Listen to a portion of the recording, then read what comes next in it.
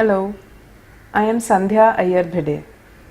I am born in Palakkad, Kerala, but since 1980, Thane is my home and my heart beats for Thane. I went to St. John's School, I went to Kelkar College, and I have several fond memories of this beautiful city with me. Whatever I do, I always try to keep in mind, is it helping my city become a better place for people? And I have seen the way the city has grown. I have seen it grow in front of my eyes. I have seen people from other places come and call this place their home. And I feel very happy about it. I made a very conscious career choice of continuing to work near or in Thane itself and did not succumb to the lucrative offers from the rich city or the rich cousin of Mumbai. So I continue working here and I love places. I love my Upvan. In Charai there is this Ahilya Bagh. I love that place. My childhood was in Charai and during my college I was staying in Kolbad. Currently I am living at Hiranandani Estate on Godbandar Road. And that 20-kilometer stretch is just awe-inspiring. You know, the way it has transformed the whole, it's become like a blood nerve of a city. And the flyovers, the kind of work that the TMC has been doing recently in terms of the widening of the roads. And recently when that huge flag post was put up at the Majhiwada junction, my heart was so happy.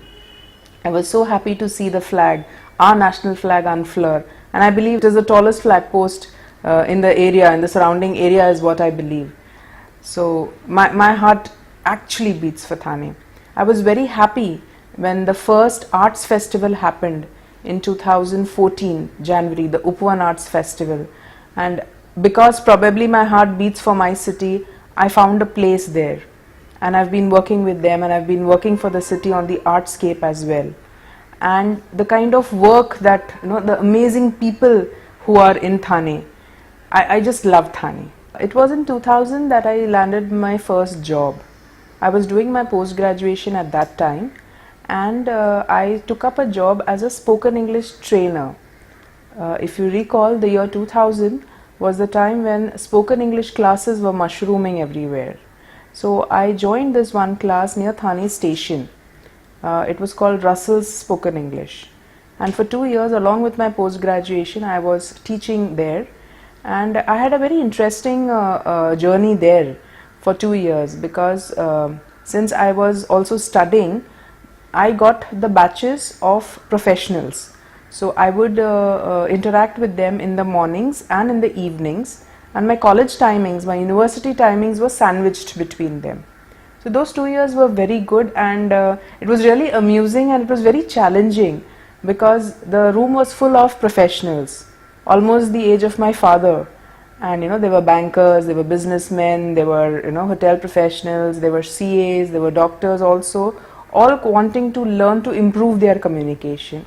And there I was actually facilitating that for them. So that was an interesting journey that I had. Later, once I finished my post-graduation, I got an opportunity to work with the Times of India. Times of India has this unique concept called newspaper in education. And they wanted to introduce it to Mumbai. So I was part of the 14-member team which brought newspaper in education to Mumbai, and I was taking care of the schools in Thane. About 24 schools in Thane I have serviced. I have taken subscriptions from them. I have ensured that the newspapers have been delivered on time, and they have been given all the value-added workshops throughout the academic year. So that was real fun to work with them, and it was fun to work with all the schools of Thane, meeting the principals, talking to the teachers, and I still am in touch with quite a few of them. So it's a great experience to have worked with schools in Thane.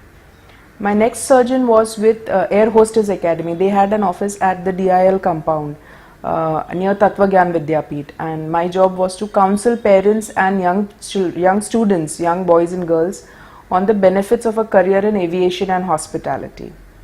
While I was there, I saw an ad in Thane Plus asking someone to fill up the position of a customer service manager, and this was a real estate marketing company. So I said, let me try it, and I went for the interview and I got the job. This was Disha Direct Marketing Services Private Limited, and I have been with Mr. Santosh Naik, the founder of Disha Direct, for almost 6 years. And the office was at Eternity Mall, one of their offices. The customer service office was at Eternity Mall. And I learned everything, as far as marketing, customer service, even technology, because I was responsible for setting up their internal customer relationship management software. When I joined, there was a team of about 6 executives, and after 6 years, when I left the organization to start my own venture, we were at 120 executives. So, and they were all, again, so my story has always been a Thane story, for that matter. After Disha Direct, I started my own business process outsourcing outfit called Alpha One Consultants, where it was more of a contact center or a brand center, that I would call it, where we would be the voice of certain brands. So I have served brands like Club Mahindra, Bajaj Alliance Insurance, life insurance, and quite a few .com companies. E-commerce was, at its peak. I'm talking about 2011. And when that was happening, I was also parallelly consulting a few of the corporates on sales training. So the trainer in me had not, was not burdened, I could say. The trainer in me continued to practice and enjoy training as an activity, training and development as an activity. Certain wrong decisions. I was a young entrepreneur, very excited. I overlooked certain things which I should have been careful about, and I faced a failure. 2013 was a very, by end of 2012, I faced a big debacle, and I was completely down and out. But then nature blessed me with the best job on earth. I conceived, and my son was born in 2013, and things started looking up again after that. And one thing that I did after the failure of my venture was to actually write down what mistakes I did, where did things go wrong. And I found, after a few weeks, when I read and I reread what I had written, I felt that I should share this with people. People shouldn't make the same mistakes that I made. If they can spare, a few heartburns, I would be gratified. That's when my switch to academics happened. And I am very, very lucky to be groomed and mentored by Professor Dilip Patel, the Dean of Nalanda International Management School. Currently, I am designated as the Program Director of Nalanda International Management School, but I am virtually the CEO, taking care of contributing to the entrepreneurs in the community. As an institution, Nalanda International Management School is working and is focused on 2 main concepts: entrepreneurship and leadership. We believe that these are global concepts, and irrespective of business cycles going up and down, they will always remain the flavor of the season. Spirituality is something very, very important to me. I have always been a spiritual person, and I feel that when I see around me, I see my peers and I see other people also, they tend to compromise on spirituality for the sake of so-called success. But I truly believe that being spiritual is what will make you more successful and help you enjoy your success as well. Rituals are outdated. Spirituality is not. It is possible to remain spiritual even in the most modern times that may come up. Rituals, as I said, can be rechurned, they can be given up. Try not to give up on your spirituality, and especially don't do that in the pursuit of success. Spirituality is what will make you more successful, and it will help you enjoy your success in a more wholesome and holistic manner. I have been doing a lot of reading, and I do a lot of inner work on myself, and every day I am very conscious about what evolutionary progress have I made in my life? And amongst these various readings and various discussions with like-minded people, as a CEO, you know who is the greatest CEO ever? It is none other than Lord Vishnu himself. Brahma is the creator, Shiva is called the destroyer, but it's Vishnu who manages. And look at the spectrum, look at his canvas. He's got the Dash avatars because he's an operations guy. And to become a successful CEO, try and imbibe some qualities, some or the other qualities of Vishnu when you are stuck. I think this would work for everybody who wants to become more successful in their professions as CEOs. And the second thing that I would like to address CEOs here is definitely walk the talk. You have to walk the talk because you are a business leader.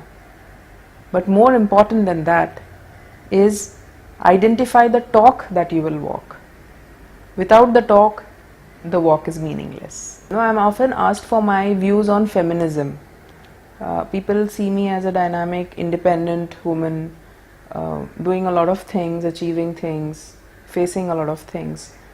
But to be very honest, I have never subscribed to the feminist ideology. I believe in equality. And I think the roots of my thoughts or my beliefs go back to my school days. When our English teacher, she took a class, and during one class she said that as girls, as women, if you want your rights, be prepared to take equal responsibility. So if you want a job, don't say that I can't stay late hours. If you want, a career, if you want to be recognized in your career, be prepared to put in equal amount of hard work. So for me, feminism, according to me, I'm not a subscriber to that ideology at all. I believe more in equality, and I have exercised my equality rights throughout my career.